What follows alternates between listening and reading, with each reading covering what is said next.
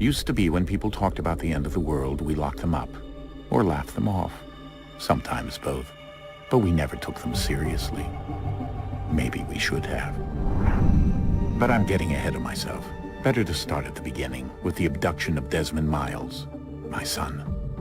This boy had no ambition, no direction, no plans for the future. What he did have was a heritage, one he chose to deny. It nearly cost him his life. He was captured and imprisoned. Those who took him believed he could help them find something.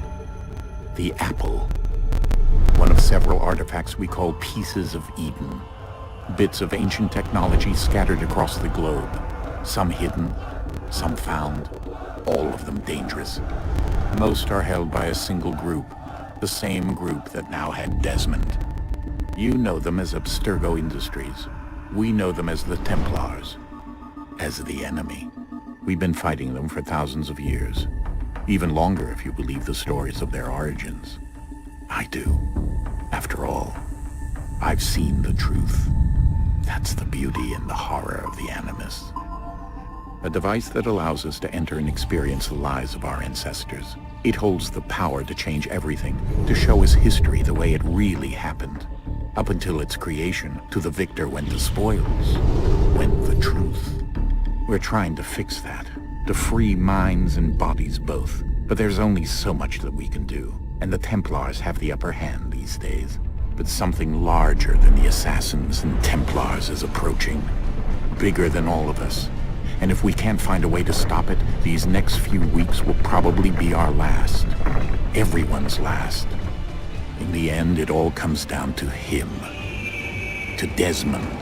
Through the Animus, he discovered his heritage, explored the lives of his ancestors, and uncovered their secrets.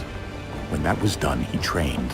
He used another ancestor to provide decades of experience in the span of a few days. It worked. We think. We hope. Soon we'll know. That ominous date fast approaches, December 21st, 2012. None of us knows what it'll bring, only that this is where they want us to be, when it does. They've been guiding us in their own fractured, frustrating way. These voices from the first civilization, the ones who came before, a precursor race of immense power and uncertain motives. They're the ones who made the pieces of Eden. This is where they've led him, and through him, us. He stands at the entrance to this long-lost place, armed with the knowledge of Altair and the abilities of Ezio. He holds in his hands the apple of Eden, and we stand at his side, ready to support him however we can. His name is Desmond Miles, and he has brought us to the end.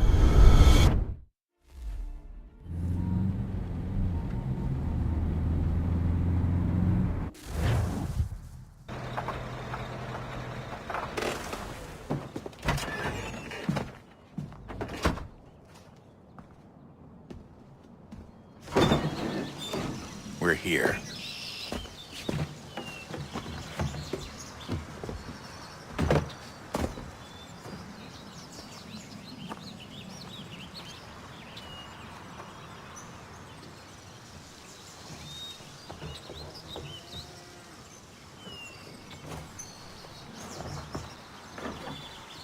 Let's go.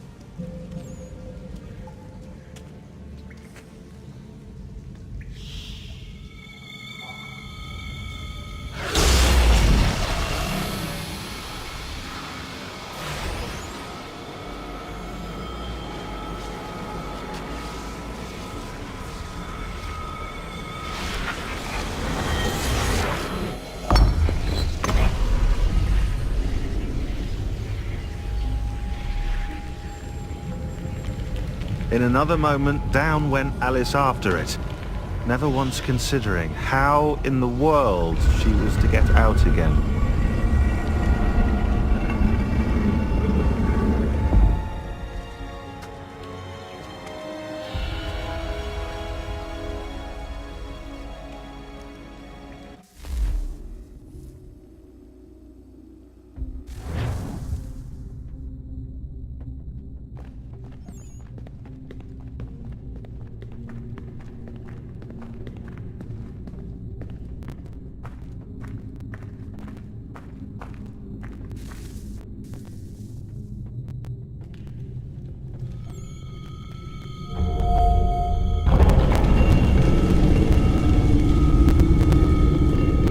I think we're here.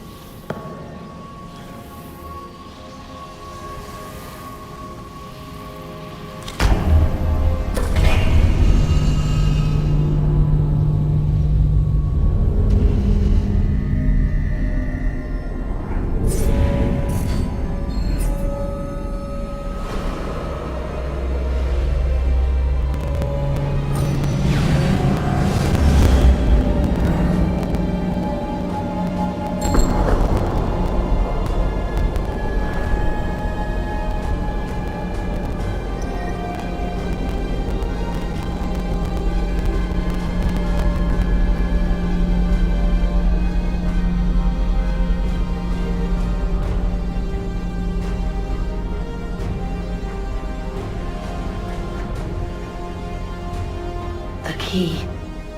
You must find the key. Son? Sir.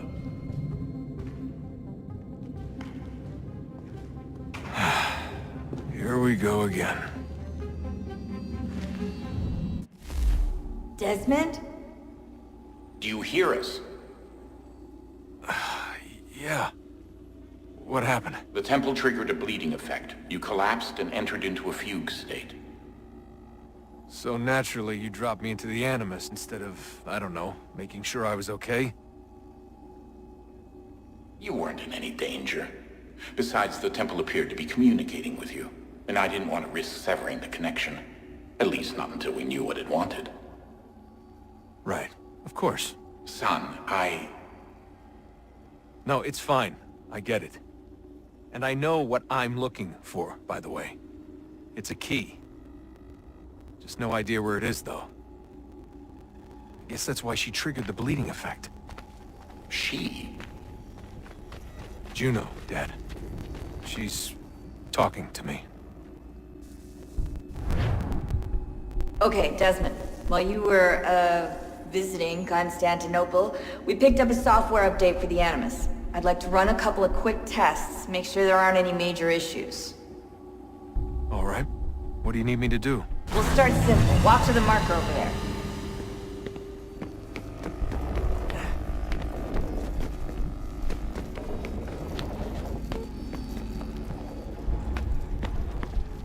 Okay, Desmond. Let's practice climbing on these objects.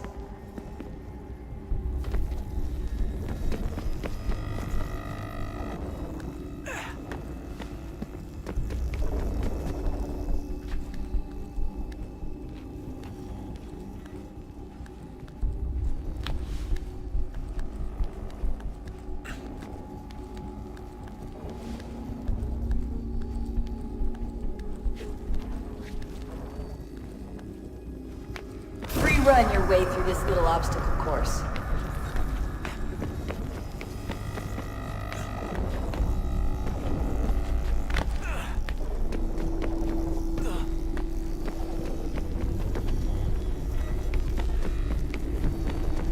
That's a constraint. These are optional objectives that raise your synchronization rate. Alright, Desmond, follow the on-screen instructions and kill the 2 Templars.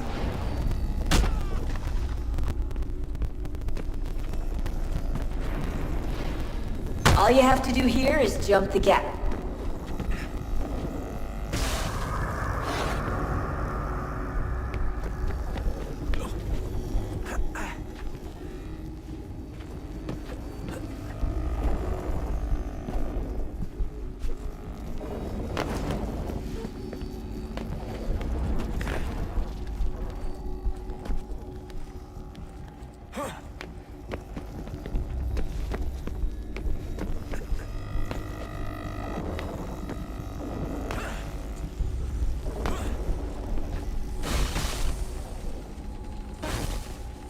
Synchronization levels look good now.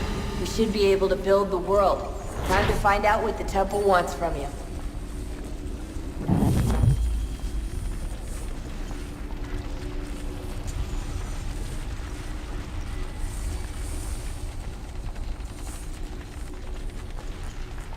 Sir?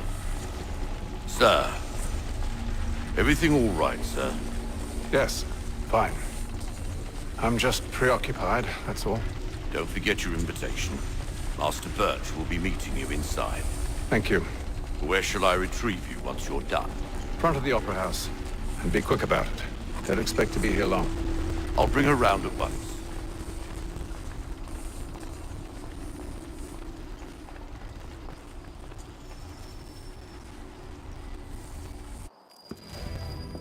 Invitation, please.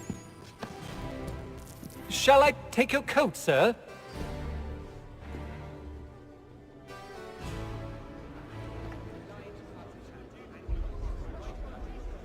Ladies and gentlemen, you are requested to kindly find your seats.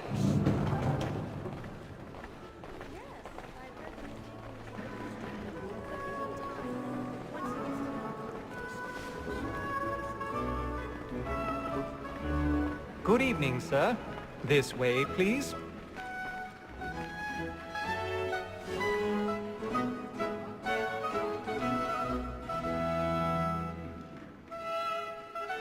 My apologies.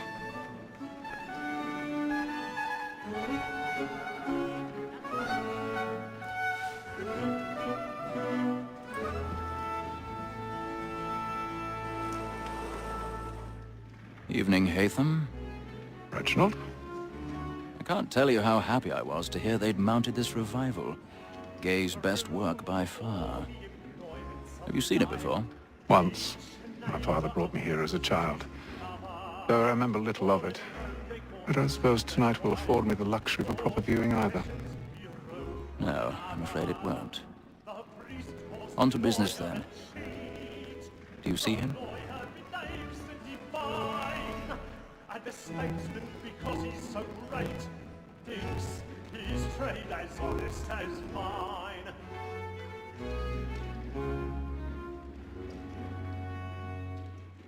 A lawyer is an honest employment, so is mine. Like me too, he acts in a double capacity, both against roads and for them. For 'tis but fitting that we should protect and encourage cheats, since we live by them. Sir, Black Mall had sent word her trial comes on in the afternoon, and she hopes you will order matters so as to bring her off. As the wench is very active and industrious, you may satisfy her that I'll soften the evidence. Tom Gag, sir, is found guilty. A lazy dog! When I took him the time before, I told him what would come to if he did not mend his hand. This is death without reprieve. I may venture to book him. For Tom Gag, £40. Let Betty Sly know I'll save her from the transportation, or I can get more by her staying in. Betty hath brought more goods into our lock to year than any 5 of the gang. And in truth, 'tis a pity to lose so good a customer. If none of the gang take her off, she may, in the common course of business, live her 12 months longer. I love to let women skate. A good sportsman always lets the end partridges fly, because the breed of the game depends on them. Besides, here the law allows us no reward. There's nothing to be got by the death of women, except our wives. Without dispute, she is a fine woman. 'Twas to her I was obliged for my education. And to say a bold word, she hath trained up more young fellows to the business than the gaming table.